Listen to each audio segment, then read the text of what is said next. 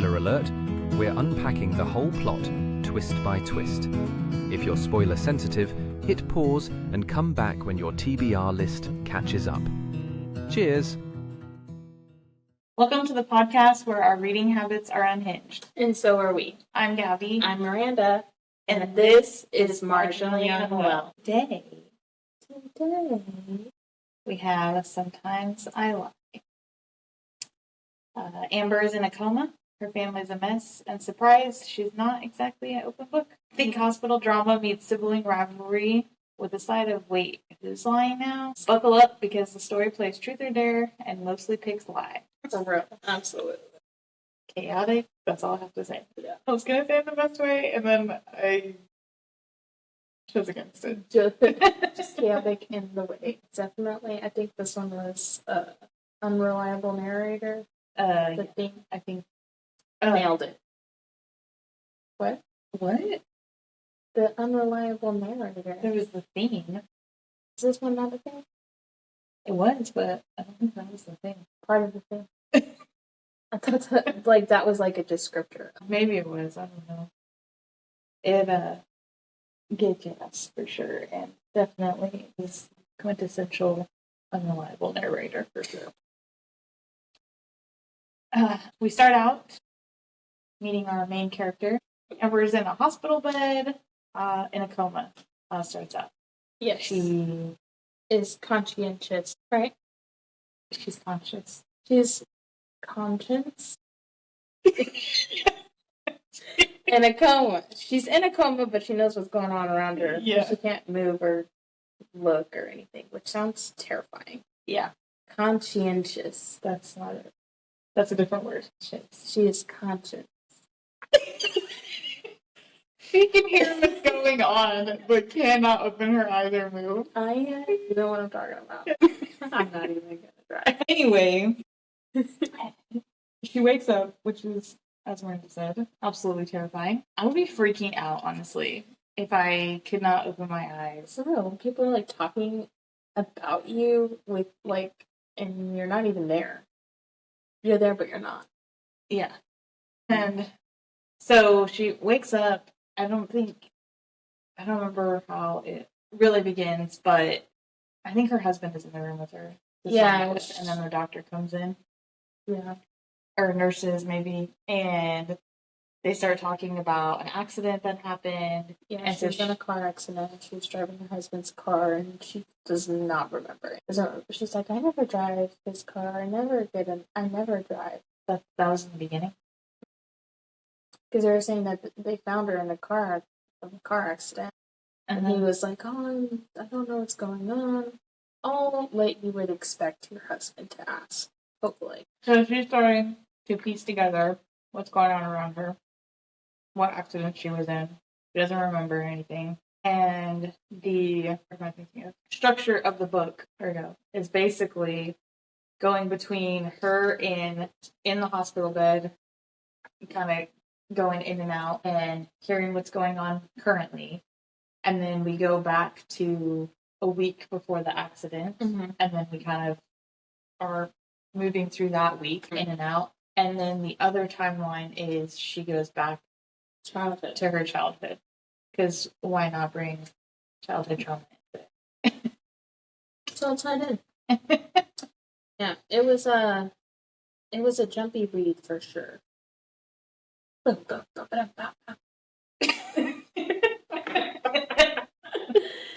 Yeah, it was good. It was interesting for sure. At your own chose. Yeah.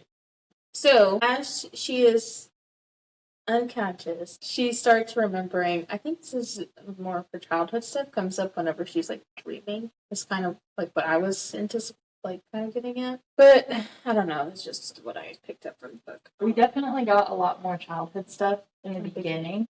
And I think that was because as we move through the book, she starts becoming more aware of the current timeline. Mm-hmm. And so I think you're right that it's more kind of dreaming mm-hmm. and remembering way back then versus what's going on now. Yeah, because she's in and out. She's floating in and out. She hears random things. Goes back to sleep. That's kind of how I was But yeah, you're right. In the beginning, it was a lot of childhood stuff, which I think was really good for the reader just to pick up some backstory, which you're still like confused about because, for instance, one of the things was when she was kind of awake and hearing things, she hears her sister come into the room, and she obviously has some feelings about her, and so then going back to the memories, the childhood, she talks a lot about her sister Claire and their upbringing, and how basically she feels that her parents like stopped loving her after Claire came along, and they just focused on her, and basically she was the golden child. And percent. Well, I think that not really, that was her POV of their childhood, and then thinking on like the parents' perspective, it's probably more like Claire needed more attention than the other one, and if she didn't really need so much, they kind of just let her do her own thing because she was a quote unquote easier child versus Claire that was all full of drama, needed extra. Anyway, going into some of their stories, a little bit strange. Don't they talk about it? I think about Taylor. Yeah. She talked about Taylor a lot. So Taylor Amber has like a best friend named Taylor from her childhood, and she talks a lot about her and things that they went through. And I think, do we know? No, at this point they're friends. No, that's not what I'm saying. Oh, my bad. That it's like, we know that they're journal entries, right? Yeah. They're dated. Yeah. Yeah. So that's what she's remembering. It's remembering their memories based off of like childhood journal. Like a diary. Yeah, journal. Yeah. It's read like a journal. Yeah. And so she is talking a lot about her friend Taylor and how Taylor has all this money and she's kind of jealous about Taylor. Yes. She's like jealous that her parents are functioning and that they have like a brand new Volvo, and her mom's car always breaks down and it's embarrassing. Yes. I'm sorry. I'm trying to piece together things. I know my face looks crazy right now. I'm trying to not say anything and remember how I'm supposed to be explaining this. It's going great.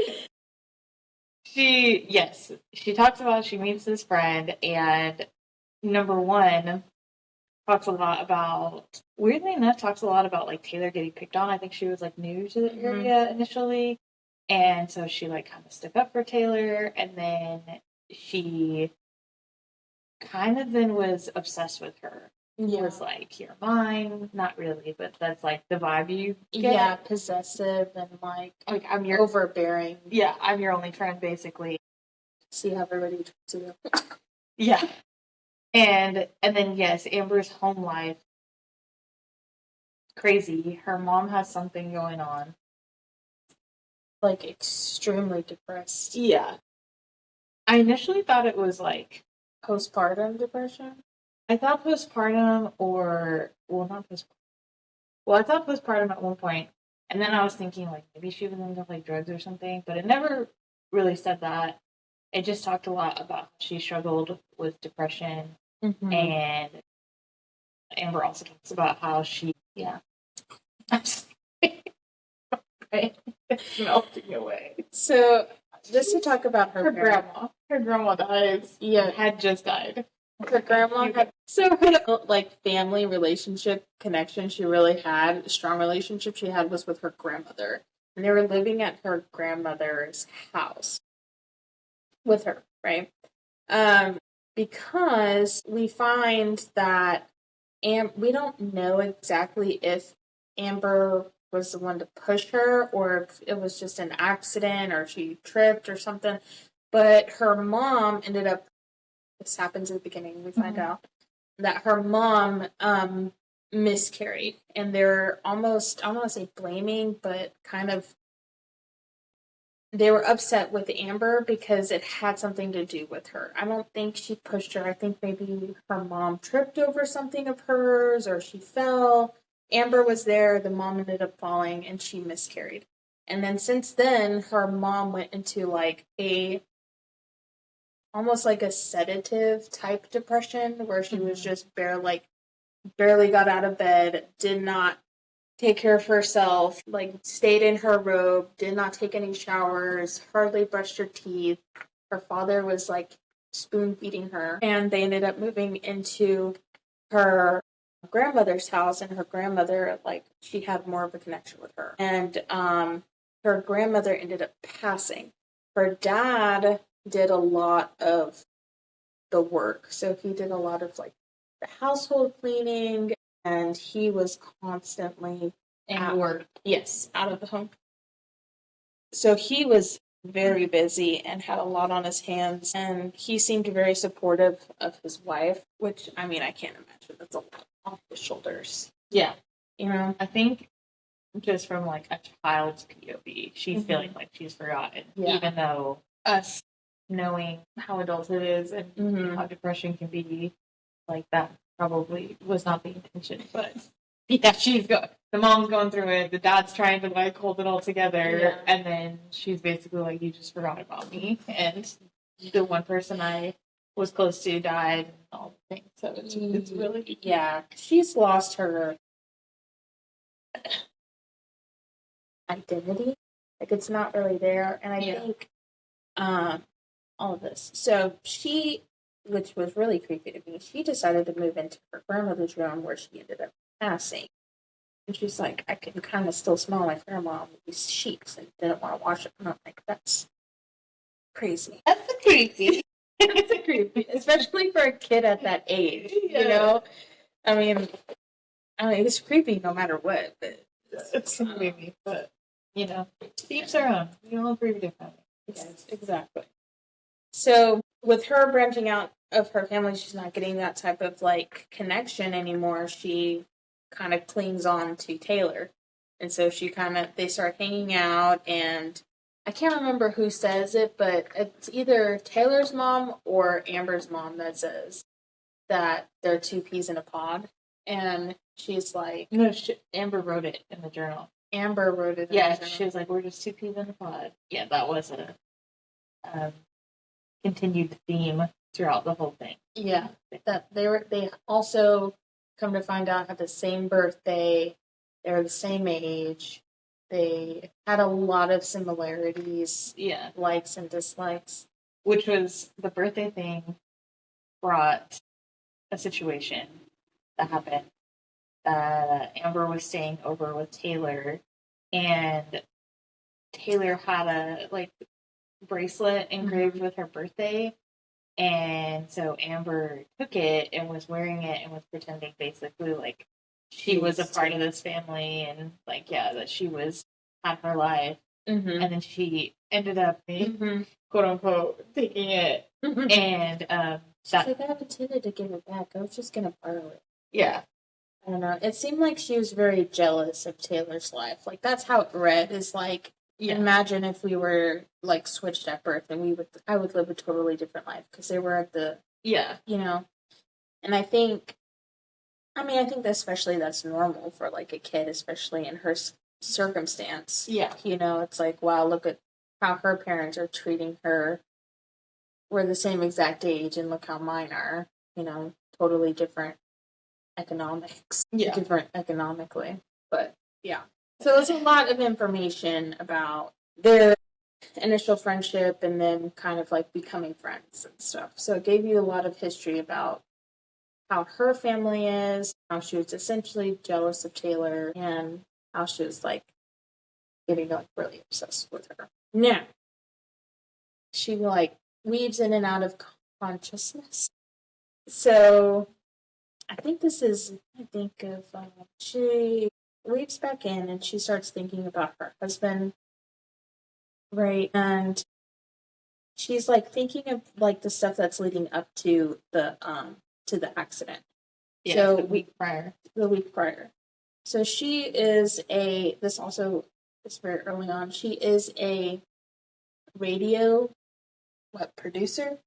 Yeah. So, Was it radio? She was. she was radio, and then she used to be TV. Oh, that's right. That's right. She used to be TV. That's whenever she met her husband. So she does like radio production. She has and the main radio host, I think, what was her name? Line. Probably should. I was close. I said Marjorie. I know. So her name is Madeline. And she's older. She's like in her mid-50s. And she's just a radio diva. So she's just like snapping at all of the PAs and all of these people. She just seems like extra grouchy. She's the talent. She's like, everybody's gonna keep her happy, and everything rolls on her schedule, and just people are getting tired of it. So they apparently are not on good footing. I don't know what's going on with that. Even Amber's like, I don't know what it is why she doesn't like me, but apparently Maddie reached out to both of their boss, the executive producer, and essentially gave him a ultimatum. Thank you. I was going to say equilibrium. Like, that's not it. Gave him some balance. And said, either fire Amber or I'm leaving. Like, it's either her or me. So, yeah. So, the boss talks to Amber and is like, hey, you need to fix this relationship with her. Like, you have until, like, the new year, essentially, to mend the relationship, or essentially you're axed. And so she's like, what the heck? I never did anything to her. Like, there's been a couple times where I kind of got under her skin, but there's nothing to, like, elicit this type of reaction. Yeah, not this extreme. So she ends up, like, going to the bar, and her other friend that worked with her at the radio station, like, meets her there, and they're like, she tells her, and she's like, oh, they kind of concoct this scheme where to make her feel as though the executive producer is kind of pushing her out quietly, making her feel like she's on her way out instead of the opposite. So, and while she's there, she runs into is this where she meets the old friend? I think she was like going home from work or something, because I feel like they met on the street. On the street, yeah. So I think she was going home from work, and she bumps into her ex-boyfriend from college, I think. Mm-hmm. His name is Edward. So they kind of bump into each other, and he's like, oh my gosh, hey, how are you? And she's like, what a coincidence. She's having a horrible day at work and all the things. Then he's like, oh yeah, I just moved here with my new girlfriend, all the things, we should get together, whatever. And gives her his card, and so they split because he's like running to go do whatever, and she's going home, and she kind of starts like spiraling about how like they were together. Yeah. And then that, I think, kind of starts to go into whenever she gets home, we start to learn more about her husband. Yes. Paul.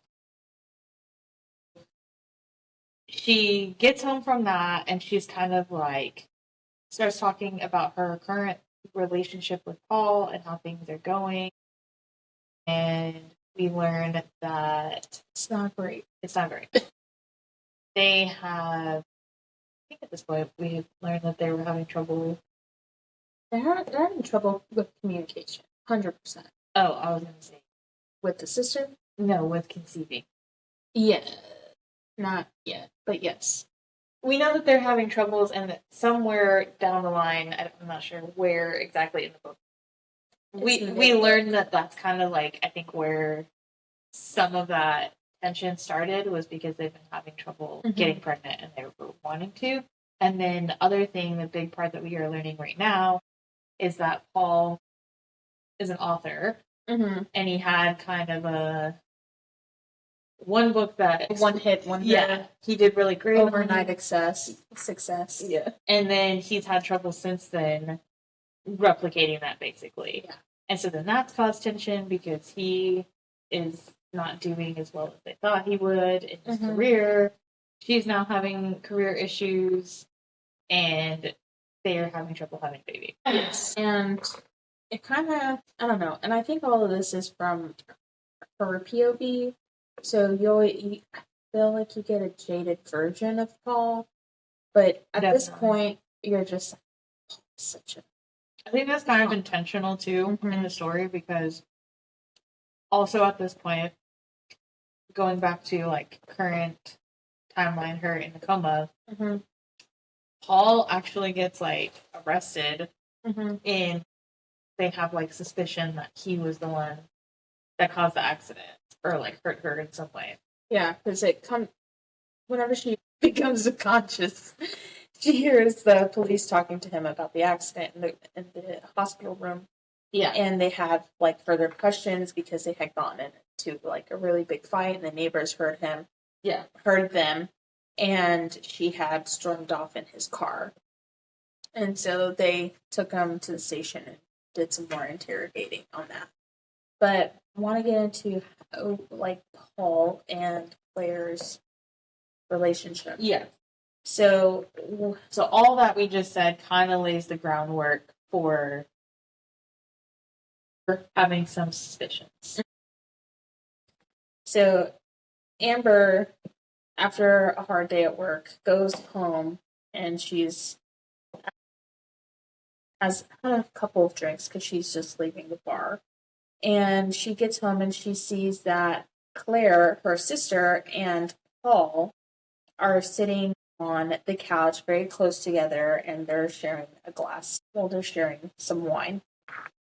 They each have their glasses, whatever. That sounded weird, right? I said a bottle of wine. Sharing a bottle of wine, thank you. And she comes in and she's like, "What is going on? Like, why are you here so late? Like, what's going on?" And Claire essentially is like, "I was waiting for you. I wanted to talk to you about something." And she's like, "Well, what are you doing?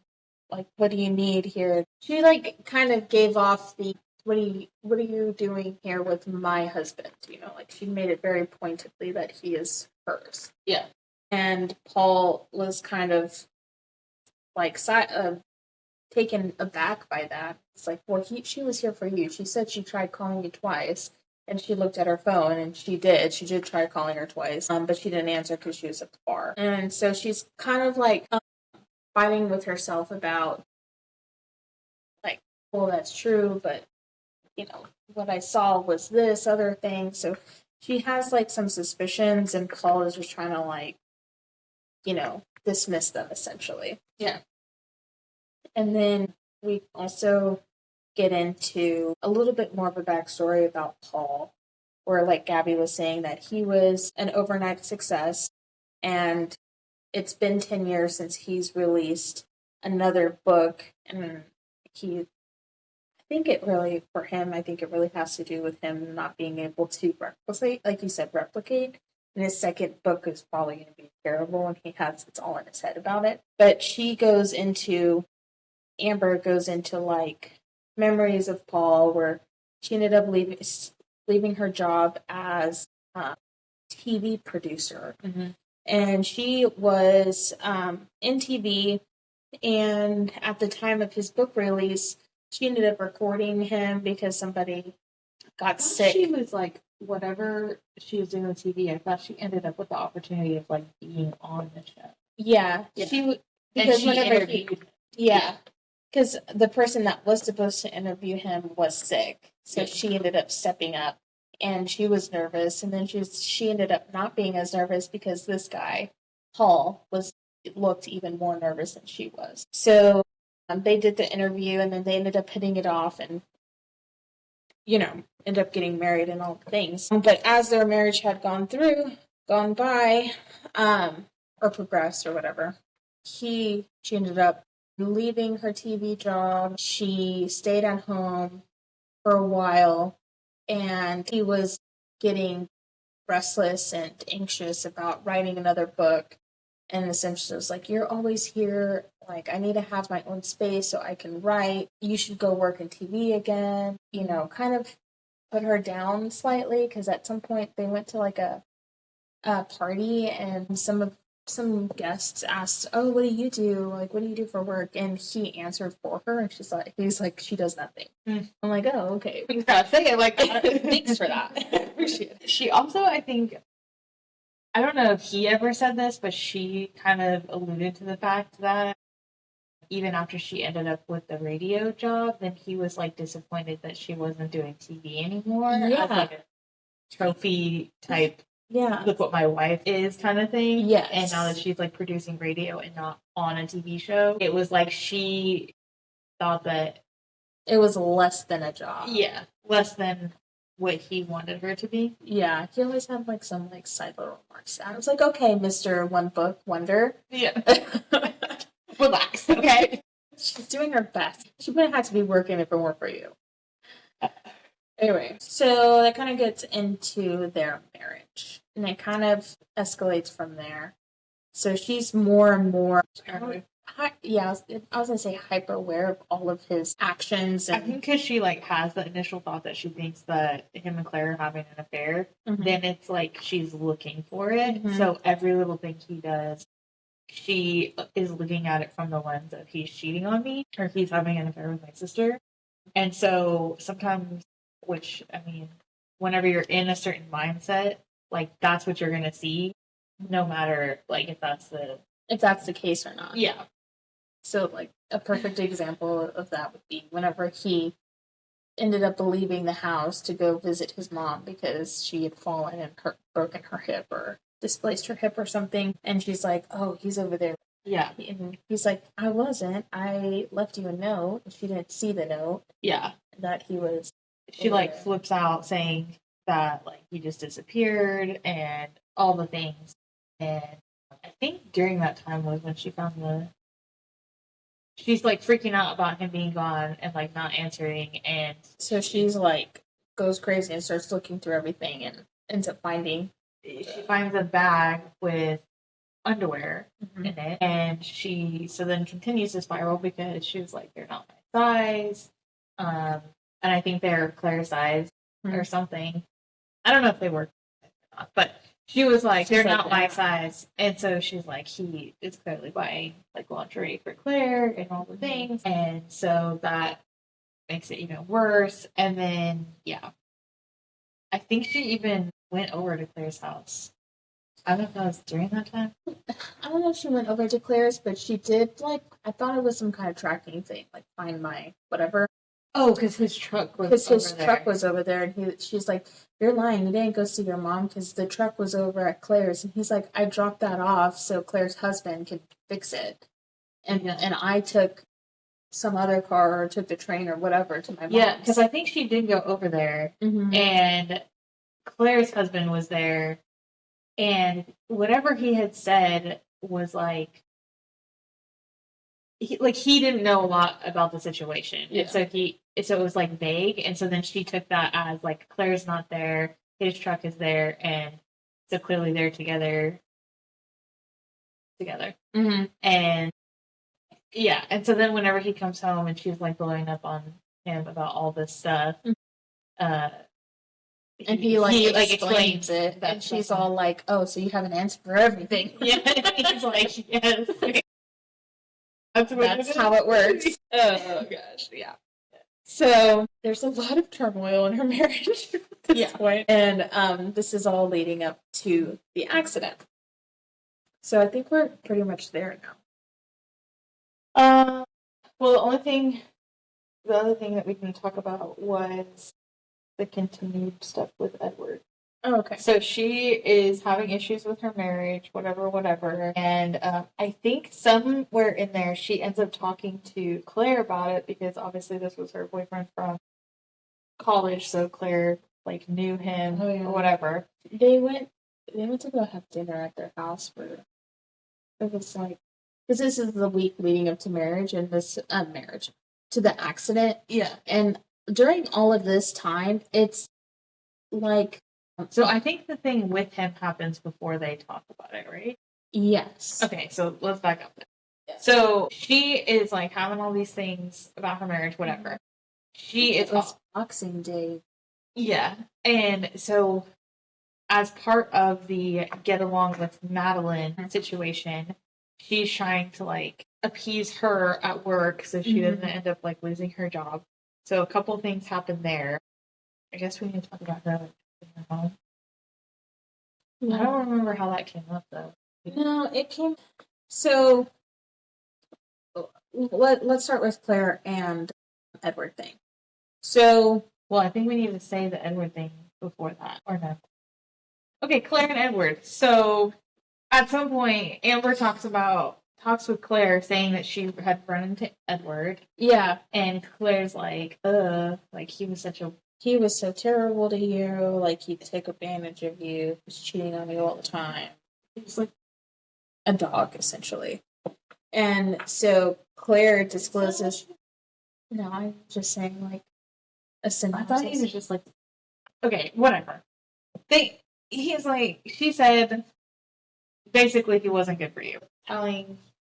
Claire ends up telling Amber that during college she had written all these individual letters impersonating all these different women and saying that he was being inappropriate with them because he was in medical school, and gave them to his professor or his counselor or like work. I think it was like something with school, and then I think like job prospects as well.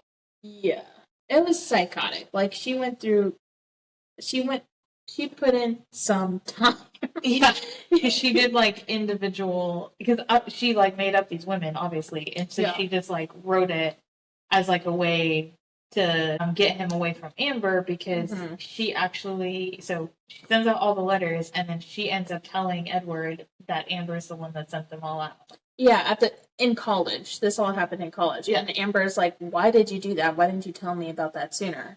And she's like, well, what does it matter? What is he doing now? And she said, oh, well, he's a doctor, because that's what it says on his card. Yeah. And Claire goes, oh, well, then it's fine, because he still ended up doing what he wanted to do, and he left you alone, so problem solved. Yeah. And she's like, why did you step in and do something? Yeah, and this is where we start getting a glimpse of Claire is pretty manipulative of Amber, and kind of just does things, and because she's the golden child, like Amber is kind of expected to just like go along, fall in line. Yeah. So she's freaking out. She's like, "What the heck? Why did you do that?" Yes. So this happens, and then another time so she's like back to work, and because she's trying to be good in Madeline's good graces, she starts doing like these extra little things to help Madeline be more comfortable with her and build a relationship. So she starts like making sure she gets her coffee the way that she wants. She's also kind of manipulating the executive producer, not maliciously, but make it seem as though the executive producer is putting Madeline to the side. So for example, she would suggest to the executive producer, why don't you have lunch with the next guests? That way they don't feel influenced by questions or suggestions from Madeline. And he's like, oh yeah, that's a good idea. We'll go do that. And so she'll tell Madeline, yeah, he took the guests for lunch and he didn't want to invite you or whatever. And so she's starting to think, oh, he's starting to like pull me out of the show stuff. And so Madeline's like, oh, did you know about this? Did you know about this, Amber? And she's like, well, yeah, I set up the lunch. She's like, well, if there's anything that you think I should know, you let me know. So she's trying to build a relationship with her. Yeah. Because she thinks that Amber has like the inside, and if she's like getting fished out or whatever. Yeah. Yeah. Another instance was Madeline wasn't feeling well with at work. Like she was constantly in the bathroom. I don't know what she has going on, but but she was in there a lot. And so the executive producer is like, just go home. Like there's no way you can do what you need to be doing here at work if you're constantly in there anyway. and Amber was volunteered herself to drive her home. And I believe this was leading up to New Year's Day. Yeah, when they went home. Yeah, this was after Christmas, Boxing Day to like New Year's, whatever celebration. Because I think a couple, anyway. So she volunteered herself, and Madeline was very, she liked to drive herself anywhere. She liked to be in control of everything. But because she was so sick, and then the executive producer was like, well, hey, Madeline's trying, like, not Madeline. Amber's trying to, like, be nice, so you should take her up on it. So she's kind of like, well, begrudgingly, yes, drive me home. Yeah. So here goes Amber driving her crappy coworker home. Yeah. And they end up like, They got gas. I remember because they were talking about they had to stop at the petrol station. And I was like, that's hilarious. Yeah. I really liked that this book was set in like UK, London. I don't know where they are. Yeah, I think they were in England somewhere. And so it was just Boxing Day, petrol. The petrol station. Yeah. And so that happened. And then we get to New Year's, right? When they go to the big party. So her work has like a party, dinner type thing where everybody goes to. Yeah. And they're all there. Yeah. Celebrating their champagne and all this stuff. Yeah. And while they're there, she ends up seeing Edward outside the window. Yeah. Knocking on it. It's like, hey, I know you. Yeah. And so she like goes out to him, and he's like, oh, I was just passing by and I saw you. And so it's like, okay. And she's like, I want to do this anyway. So yeah. Let's go to a different bar. Yeah. So the two of them end up going to like some pub. They're together, and she's like thinking about her and Paul like not doing well, whatever. And then she's like with him, and they're there. She's like trying to go. She's like, oh, I have to go home. Yeah, she's like, it's getting late. I have to get home. I think she said that she only had like one glass of champagne at the other place, and then she was gonna get a cab home. And then what's his name? Edward was like, oh, just have one more drink, and then we'll call it a night or whatever. And she's like, okay. So I don't remember what they were drinking. I want to say she was having lemonade. She was, yeah. Yeah, and because she only drank, I think, at the work party. Yeah, and it was only like one glass of champagne. Yeah. So then they're there, and then basically she's like, I gotta go, and then he's like, no, and then kind of goes into like, I know you're not happy, and like basically like I still am in love with you, all the things. He like confesses all this stuff. Yeah, and it makes her very uncomfortable. Yeah, and then somehow, I think that was whenever he convinced her to have like just stay for like one more drink or whatever, and so she does, and then the next thing we know, she's waking up somewhere else. Yeah, so she's like has no clue what's going on. She just like wakes up in a bed, and she's like, what's going on? I don't feel like she doesn't remember drinking as much, and then she kind of like, she was like, I only had lemonade. She was like, I don't know where I am, I don't know how I got here. And then she starts looking around and is realizing that she's in Edward's bedroom. Yeah, and he's like in the bathroom in the shower or something, but she's like looking around and is seeing like all these pictures of her.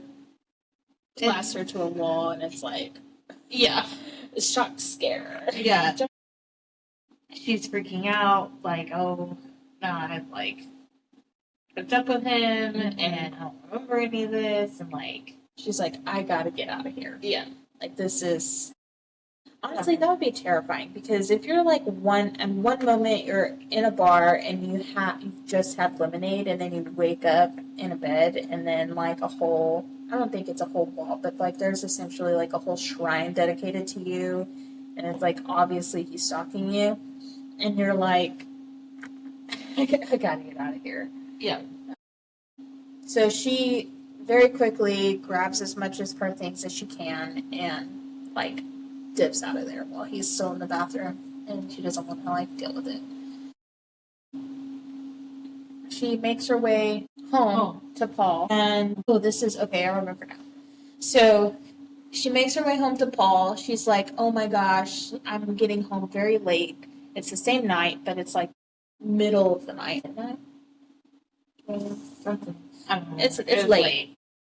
So she gets there, and she realizes that Paul is waiting up for her. Like, he wants to have a conversation with her. And she's like, she just got home from Edward's house and just like, is, she's like, I need to like shower before I like talk to him, because she's like, he's gonna know. And she's like freaking out, like, how am I gonna tell him this and whatever. And so she gets there, and then he's like, I want to talk to you. And so they're in there, and he starts talking about, like, I need to tell you something. And she thinks that he's going to be like, I'm having an affair with Claire. Yeah. And he does not. He ends up telling her some good news. Yeah. That he, like, sold, or the next book. He came out with the next book, and he was waiting for some, like, finalizations about it before he talked to her about it.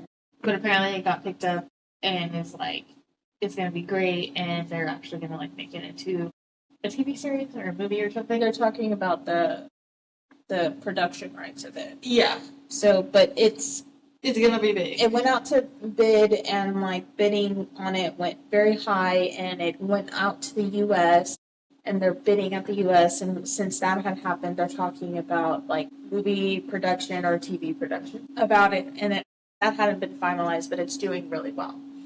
And she's like, she's like convinced herself. She's like, well, why would you, she's like, that's not what she's like, I'm happy, but that's not what I thought you were going to talk about. Because I think she like jumped the gun on his news, because she could tell like he was really nervous to tell her. Yeah.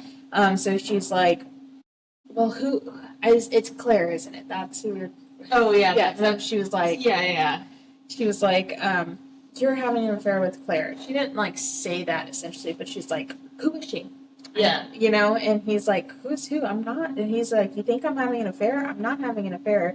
And so she starts, like, listing all of these things that have been, like, on her mind. So, for example, the underwear that doesn't fit her very well. And what he says is, like, I bought those for you. I realized that they're not the same size. They're your size, so I returned them and got a new set. Yeah. And if you go... Sometime before, she had also gone back to check, and the underwear was gone. Yeah. And so she was like, oh, he gave it to Claire. Yeah. And so during this time, they were talking, and he was like, I bought it for you, realized they were the wrong size, went and exchanged them, that's why they're gone. And he's like, you can, like, go look right now. And it's the same pair, and they're in your size. And she's like, oh, okay. And she goes, well, what about this? And he's like, well, I really did go. He's like, you said you were at your mother's and you weren't. Like, I know you're not. And he's like, well, at first, yes, she really did fall. I was there. And then the second time I said that I was there, I really wasn't. I was talking to my manager about these books. And she's like, oh, and she's starting to realize that she was like making up all these scenarios. And yes, there was like holes in what he was saying. He was deceiving her on some stuff, but it wasn't maliciously. It was out of, what was he doing? Making sure like things were falling into place. Yeah, I think he was like trying not to tell her to get like her hopes up or anything before he actually knew it was for sure. And just their communication had been so good, like since they've been like unable to conceive, and like all the things had just kind of been like pulling them apart. And so she's thinking every little thing is like he's leaving her, and that wasn't the case. He's like trying to actually protect her. Mm-hmm. So we end up finding out that Paul's actually like a really good guy. Like everything was like fully explained and made sense. Yeah. And he had all of this evidence, like what he was saying was correct. Yeah. And so he essentially was like, I'm sorry, I didn't realize our relationship was this bad. Like, I didn't mean to make you feel this way. Like, this is what I've been working on, and I didn't want to disappoint you. And so he goes on and on and on and on about this stuff. So that's where we are with that. Yes, I believe Is this also the part where does the part happen whenever he's like, oh, whenever they're at dinner, right? So I'm thinking about the two peas in the pod where Claire realizes. Okay. So I think at some point, I think during another conversation they were having, he was talking about getting her stuff from like the attic or whatever. Yeah, because he was like, "Do you want to come?" Because I think she said that she quit her job or something, or because she also had some news for him, right?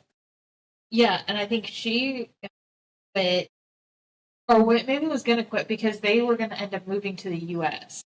for his tour. He wanted to go on. He's like, I do have to go on tour to promote the book for like 3 to 6 months, and he's like, I know you have this job, and like I don't want to.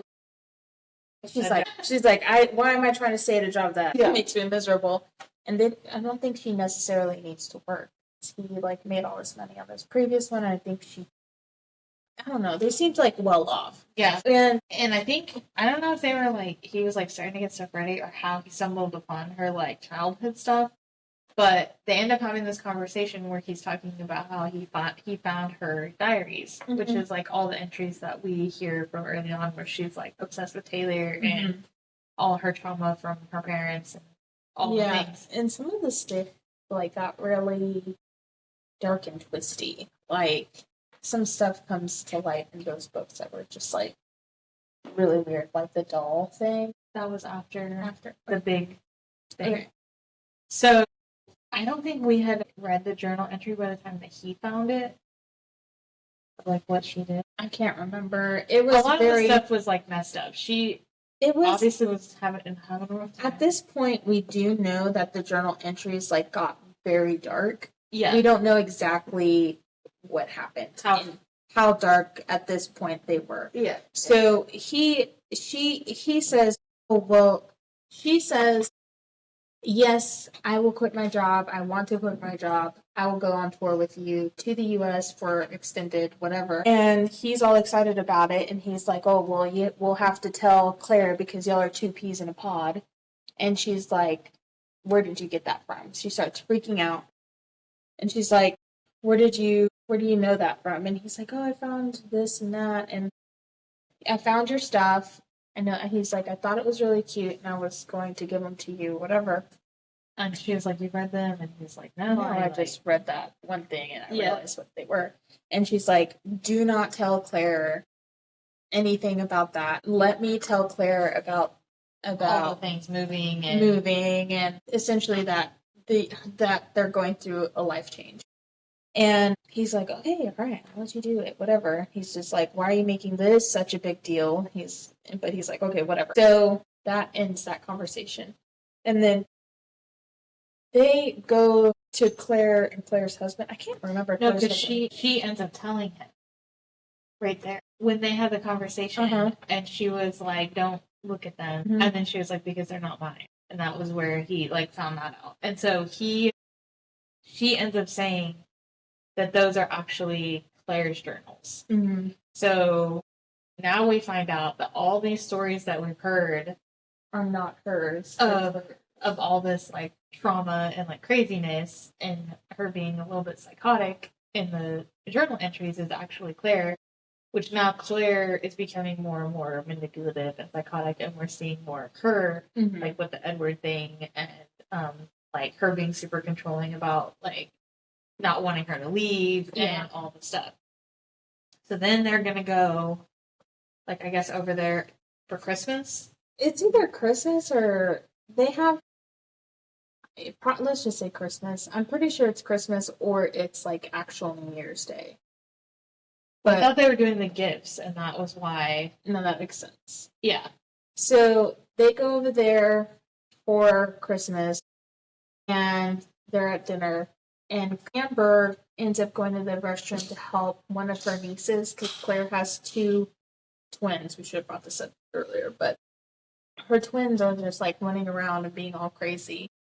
And is just like so excited about Christmas or whatever.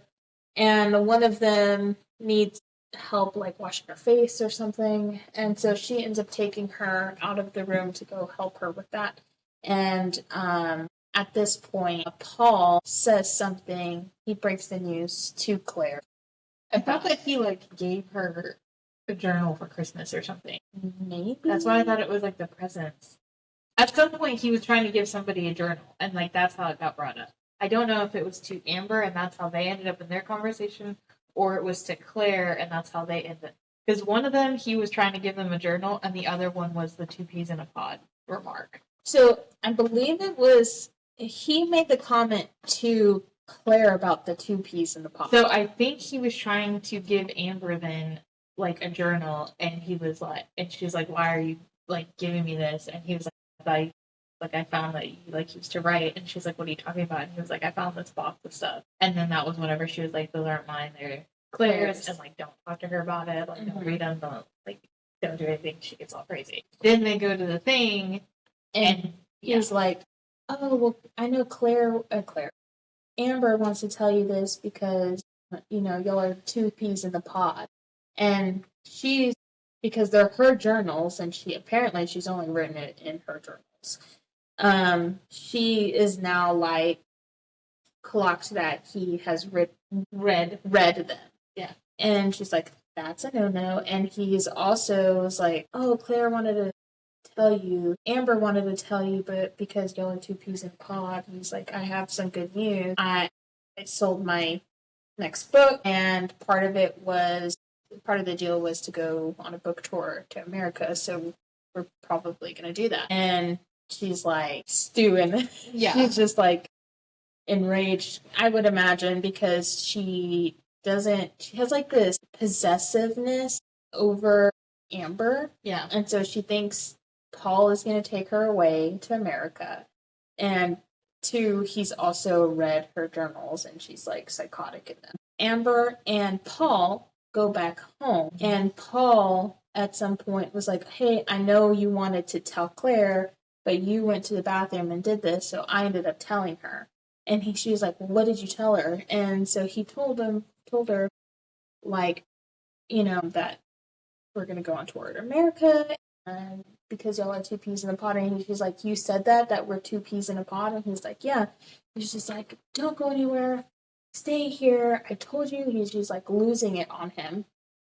And she's screaming. She's like, "I gotta go talk to Claire right now. I gotta go talk to Claire." And he's like, "It's in the middle of the night. Why you can wait." And she's like, "No, I'm not gonna wait. I'm gonna talk to her right now." Because obviously Amber knows all the things that are in there, and basically Claire is seeing it as now he's gonna find out all the things that I've done. Yeah. As a what is the word for that? Not threat. A loose end. Yeah. Mm-hmm. So do we keep going with that storyline, or do we go back to the storyline? So all this is happening, like we've said, it kind of jumps back and forth. So she is starting to be conscious more and more, and start hearing what's going on. And she keeps hearing Claire and Paul be in there, and she's like, Claire's manipulative. She's freaking out that Claire is there. Mm-hmm. And then she keeps hearing the nurses and doctors come in, and during this time she ends up having a visitor a couple different times, and she recognizes the voice, but she can't place it. She doesn't know who they are. And this is New Year's Eve, right? That the thing happens. Yeah. Well, they come in a couple of times, and she ends up realizing that she knows this person, and then whoever they are trying to keep her sedated. Yeah, in a coma. And so she eventually realizes who it is, and then, it was New Year's Eve. Because the visiting hours were late, and so her husband, Paul, got to stay a little bit longer to, wish her Happy New Year's, whatever. And very conveniently is, talking about how, they keep really hoping she's gonna wake up and stuff, but he feels bad that he always has to leave. Mm-hmm. So he's I'm gonna set up a camera in your room, so if you wake up, I'll know and I can be here immediately. So he does that. He leaves. It's just after midnight, and this mysterious person who keeps coming in that is trying to keep her sedated and stuff, comes in and is basically saying the same thing and is like drugging her, and she ends up realizing that it's Edward. And that he's actually not a doctor, and this person, and as Edward was coming in all these other times, he was like telling everybody he was like all these different jobs. He like worked in like the coroner, like all these different jobs in the hospital. He was like telling people, and so that's how he like kept like sneaking in, and so because he had the keys to like the whole hospital essentially. Yeah, because I think we end up finding out that he actually was like a janitor at the hospital, but he did not have any kind of medical job because of the letters that Claire had wrote. He actually didn't get his medical license, and like things did not go well for him. But he's been obsessed with Amber this whole time, and so he's drugging her, trying to like have control over her, all the things. And then that night, it escalates way farther. Yeah, here. It's awful. And he essays her while she's in a coma, even though she fully is aware of what's happening. She knows who he is, and she like knows everything. Yeah, she feels everything. She hears things, and she just cannot. That sounds terrible. Like being locked in your body during that. Yeah, that is horrifying. And he does this New Year's Eve night, and the camera is there, so he doesn't know about that. So he's essentially like, outing himself that he is the villain. He's like, I'm gonna keep you like here. Like, I saw an opportunity and I'm taking advantage of it. Yeah. And because like the doctors were saying that she should have woken up by now, or should be anytime. It should be soon, because at this point it's been like maybe a week, 5 days, 3 to 5 days. They're hoping that she makes some kind of progress. But she's just been in pretty much the same state, and Edward is essentially the reason why she's not making any progress on waking up. Yes. So that happens, horrifying. And so obviously Paul sees it on the camera, which also how horrifying. Yeah, to like witness that happening, and then so they end up obviously. He's like went to the police and it's like this guy, whatever, they arrest him, and then it's like the next day they take her off of the and she starts like waking up because they obviously realize that she was like being drugged. Yeah, and she's still weak at this point, but she's able to like communicate. She's able to like open her eyes and speak and stuff. So all that was happening with the whole Edward thing, which was like kind of a crazy side story because it really had nothing to do with like the family story. The family story and like the accident. Other than like feeding into the part, I feel like about her trepidations like with Paul, and so then she was like kind of like going back to her like college boyfriend, and then we obviously realize more about how Claire's like manipulative and stuff as that goes on. So it did it in a way, but it felt so. It was like out there. Yeah, and it kind of explained too, like at this point, like the whole situation from the bar to then, because I think he essentially confessed, like at that point that he had drugged her at the bar and taken her to his apartment. So he also essayed her at that point as well. But it was kind of, to her at that point, she wasn't sure if that's what it was or if she ended up going because she was kind of feeling a certain kind of way because of Paul. Yeah. And she was in her feelings. So she wasn't like entirely sure, but she knew it was wrong. Yeah.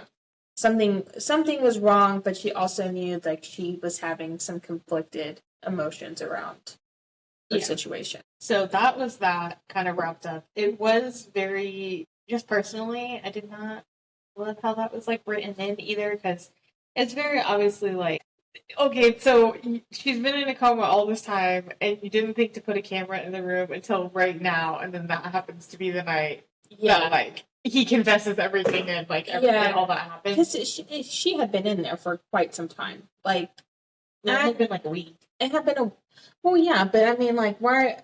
why not do it on the second night instead of like the Yeah, I don't seventh? Like, Yeah, it was a why very at this point all of a sudden you were like, let me record it. It was a okay. Also, I don't understand. I mean, I know like hospitals have different rules and stuff, but usually I feel like even if visitor hours are over, her husband would have been able to stay with her. Yeah, I was confused about this too because they usually provide a cot or like they can sleep on like the couch or like the lounge chair or something. You usually get like A an spouse. immediate family member Mhm. like that. Yeah. Yeah, so that was kind of like a spouse or a parent, I think, would be able to stay. Yeah. Just not like normal visitors. I don't know. So I thought that was kind of weird too. It was all kind of just like worked out so perfectly to make the story go this way, and it was like that really wasn't. That felt that's weird. not the case. So all that happens, and Now that she has more of a clear mind and she's not being drugged anymore, then goes into what actually caused the accident. yes, so she gets more into that. So that night, after she realizes that Paul had told Claire that he knew about the diaries and all the things, she freaks out, and they're like having an argument about it. That was the argument that the neighbors saw. She tears out in his car to go back to Claire's house to like talk to her, like talk her down, basically. And so she goes there to talk to her, and Claire's like waiting outside for her, like, that's right.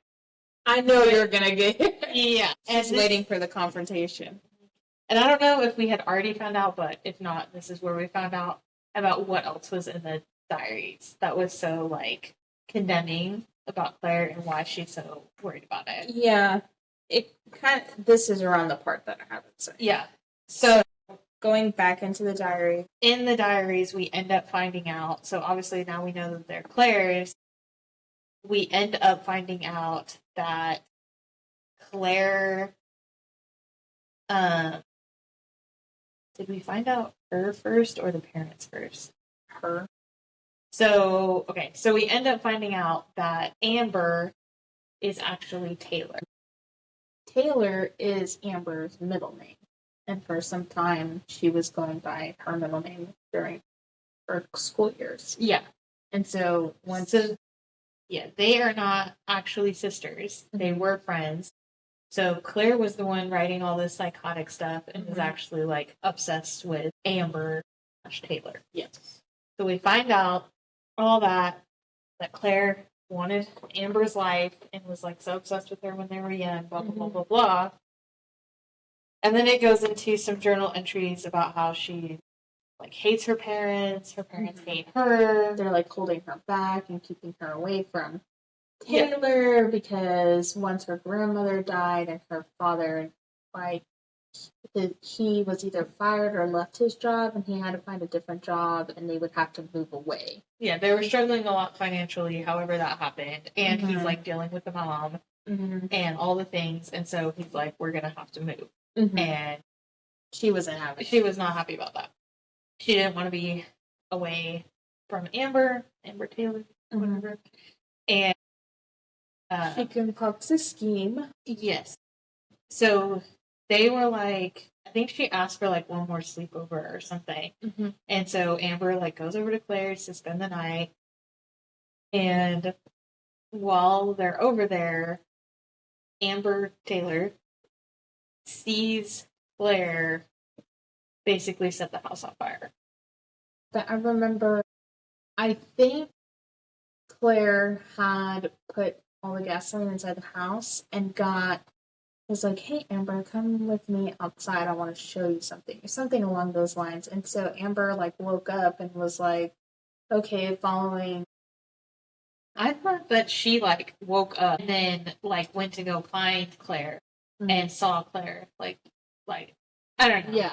They went outside and she saw Claire do it. Yeah. And then Claire went and walked to her and was like, never talk about it. What a tragedy. Yeah. So we find out that Claire killed her parents. Yes. In a house fire. And that was in the diaries. And so that's why she's freaking out that Paul read them. Read them thinking that he knows now that she did that. And then the journal entries continue to go on, saying kind of like what happened after her parents died.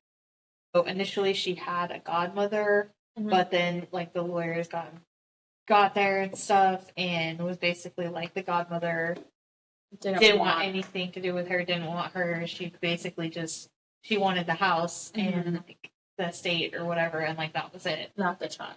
Yeah, and so then they were going to put Claire in a home, and Amber's parents ended up basically taking her in. Yes. And so that is why we hear like Amber talking about how like once Claire came along, it was like different, because then basically they're trying to take care of this girl who's obviously been through so much trauma, so they're giving her a lot of attention, and they're like, Amber's fine. She's had a good childhood. Yeah. Claire obviously has not. Yeah. That little, they only know They don't know- tragedy. They don't know that she had caused it. Right. And so, but Amber does know what happened, obviously. And Amber's like being weird at this point because now she knows that. Because she's being depressed, and then Claire gets upset because she's like, And she's ruining everything, like Yeah. not getting everything I wanted, and she's like making it sad. yeah, And so she does this like super creepy thing and like, takes her favorite doll. yeah, takes Amber's favorite doll and like goes and throws it out in the street.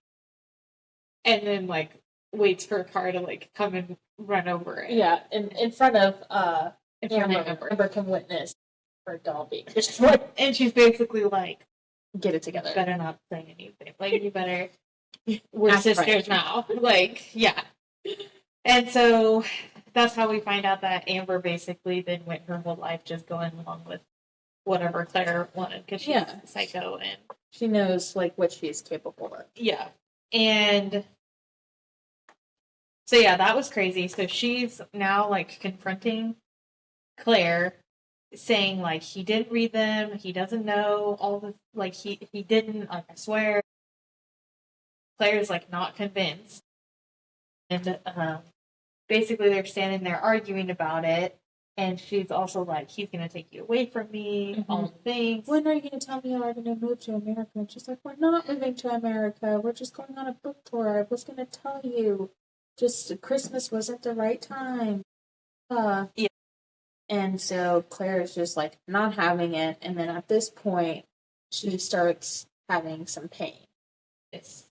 And then Amber starts having some pain, and then I think she started bleeding. Yes, she started bleeding. She started bleeding. And she's like doubled over, bleeding. And then Claire is like, you're pregnant? You are? When are you going to tell me you're pregnant? And Yeah. she's like, She was basically like, I just found out, like, I haven't even told Paul yet. Yeah, like, she hadn't told anybody, because I don't think she was like 100% sure Yeah. until like that night. I think she took a test or something. Yeah. So I think she took a test at Claire's. Yeah, she had just found out. Yeah. And so she's like, we need to call an ambulance. And then Claire's like, no, that's going to take too long. And then she's like, we'll get a call. And she's like, no, he can just like meet us. They get in the car. And Claire is driving. And that's whenever Yeah. accident happens. They're like yelling at each other and all this stuff. And they swerve. I can't remember what ended up happening, but I think they hit a corner too quickly, or they're trying to like side skirt something. But Claire ends up crashing the car, and Amber flies through the windshield and like falls out. And Claire, being selfish Claire, dips. Yeah. Like, she's like, I have nothing to do with this. I'm just gonna leave. Yeah. So I don't know who ends up finding her, but some pedestrians. I have no clue. So she ends up getting to the hospital. They don't really disclose that part.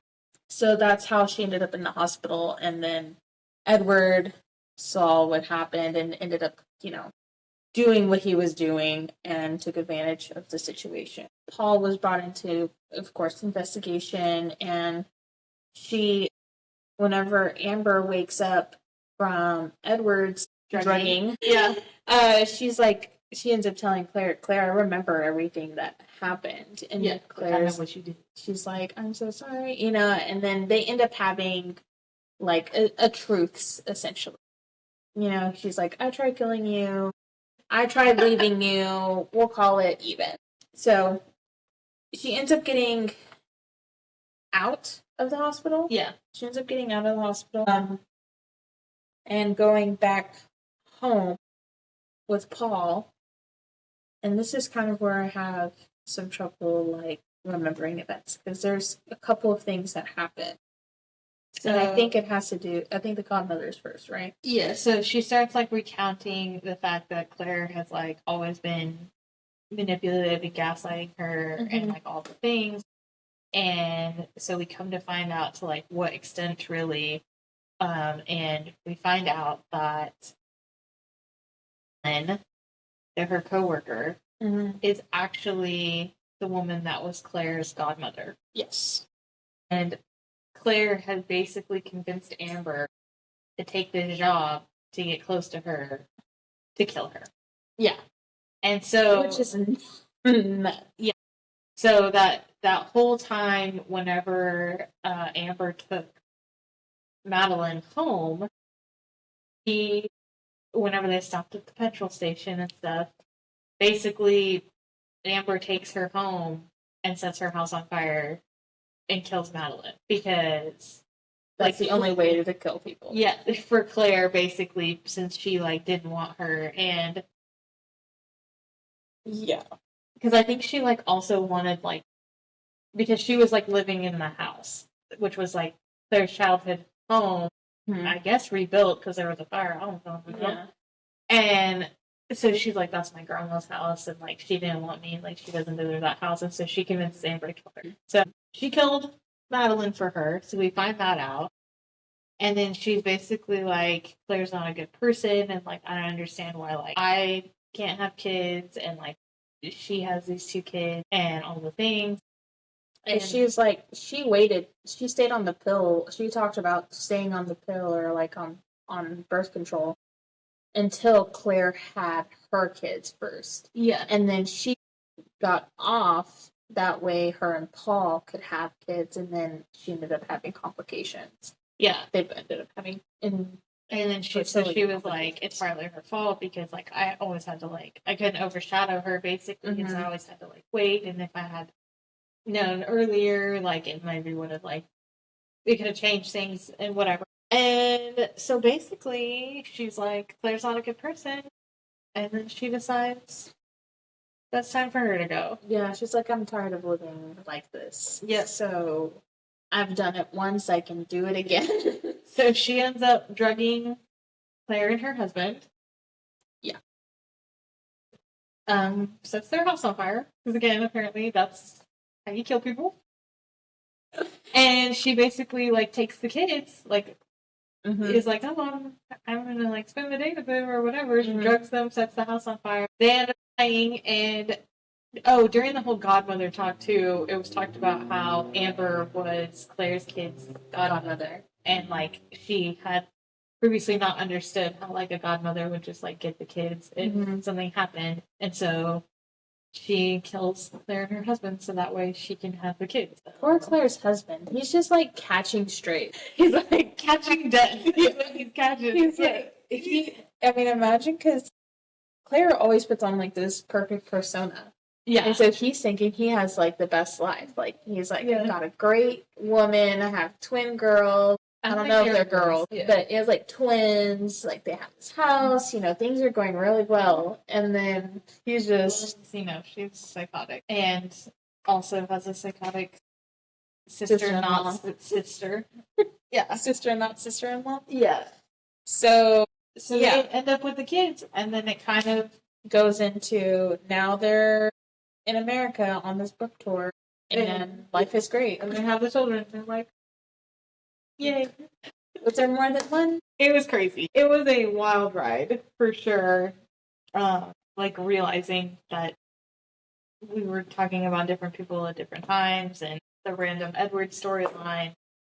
And also, like, the diaries is not her, it's her sister, and it wasn't like the whole name change thing. Like, Yeah, that was and kind we're of, going by Taylor and things. Yeah. yeah. That It great. was very twisty, it was an interesting read for sure. That's all I could say. Yep. So let's talk about this book some more. Would you recommend this to anybody? I don't know. Yeah, I have the same thought.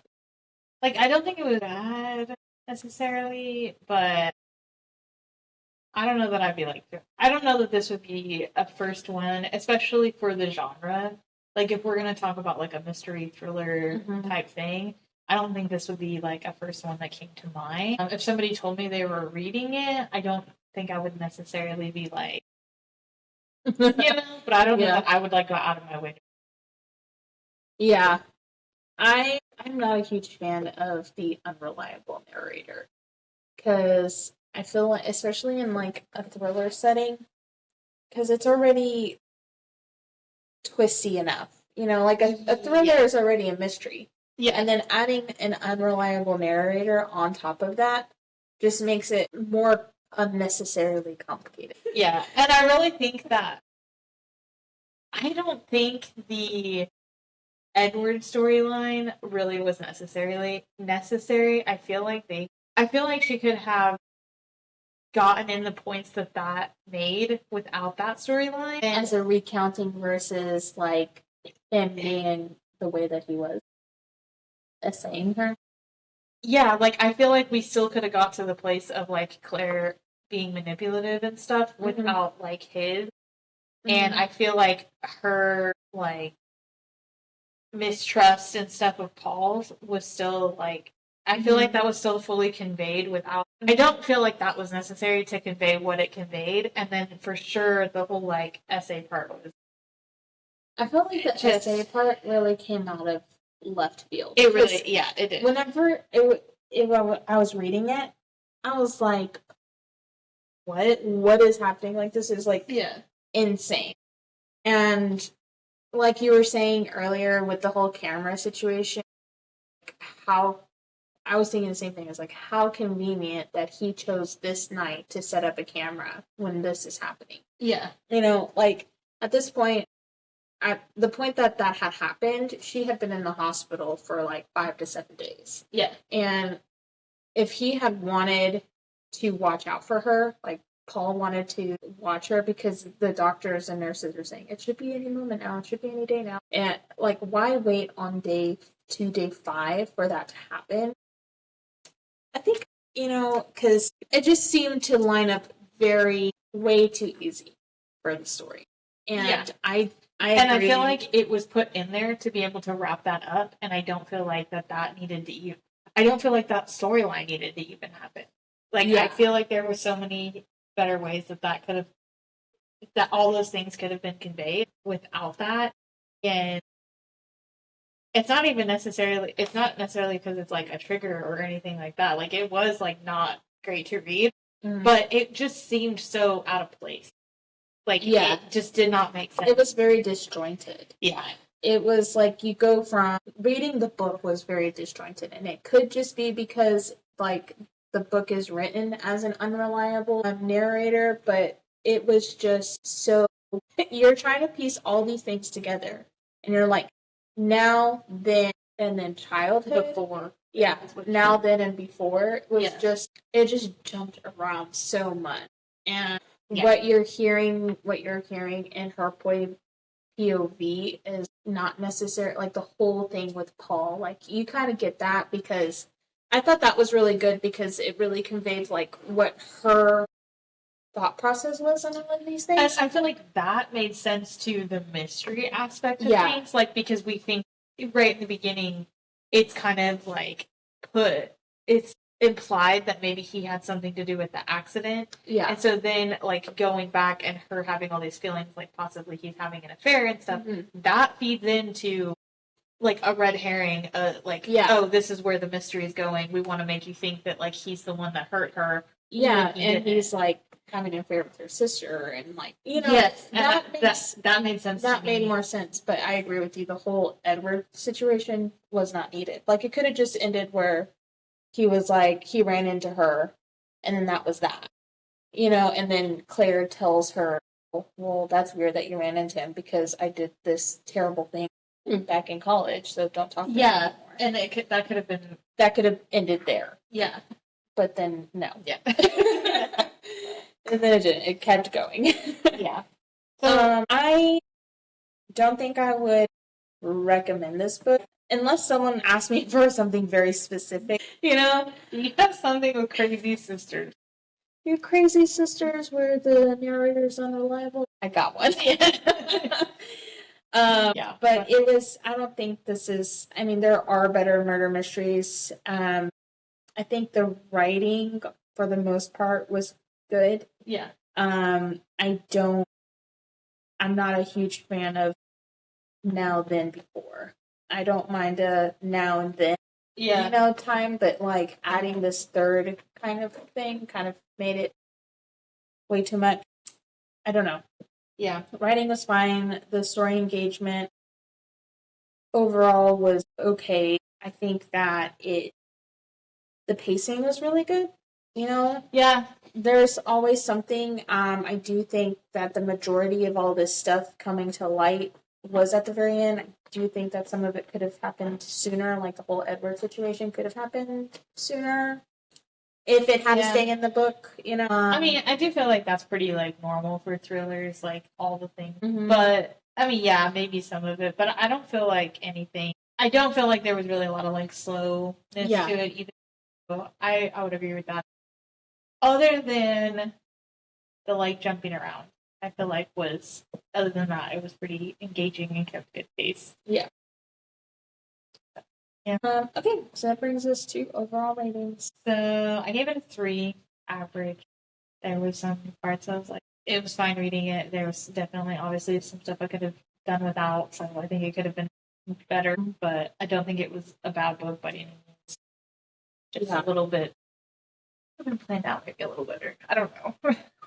Yeah. Maybe not planned out. Maybe that's wrong. But just, I think that we could have gotten to the same spot without some of the stuff, and I don't. So, Like, there was already a lot going on. Like, that didn't need to be added. Exactly. It didn't, I think it was added as, like, a shock factor, and there was already so many shock factors that are going on. It just was unnecessary. Yeah.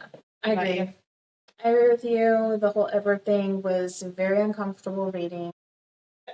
I think it was thrown in there. I don't think that storyline was necessarily needed. Like, there was already a lot of shock value, and there was very disjointed with her trying to remember what happened to her.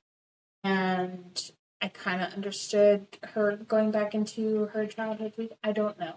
It was just a lot going on. Overall, I'm going to give it, I also gave it a 3. I feel like murder mysteries are one of my go-to genres, and I've read some that are a little bit more put together, I want to say. But yeah, sometimes just knowing like when to edit is also a thing. Like there sometimes can be less is more. Yeah, and I think that's my overall vibe of the book. It wasn't that it was bad. It's just I think there was too much. Yeah. So yeah. Blood. Solid average read. Sometimes I lie. And, you know, she did pre-warn us. That is true. It was literally in the opening sentence. It's true. So, yeah. Thanks for that. Yes, next week. The jar. The TBR jar. Ooh, I can open it. Let's see what we're going to get. We have 5-star weekend. Dang, 5-star weekend. I believe that's Ellen Hildebrand. Yes. This will be my second book from her. Mine too. We just read a different one in our book. I did not mean to put I was like, it was gonna read it one. twice? My bad. I accidentally just threw it back in the jar for those that can't see us. My brain was not working. But anyway, yes, we just read one of her other books, The Hotel Nantucket, for our book club. And I feel like we both enjoyed that, so I'm excited. Yeah, we both enjoyed that. It was different. She's more of a contemporary author. So, yeah. I'm excited. All right. So now's your chance to grab a copy and meet us here next Sunday. We'll have that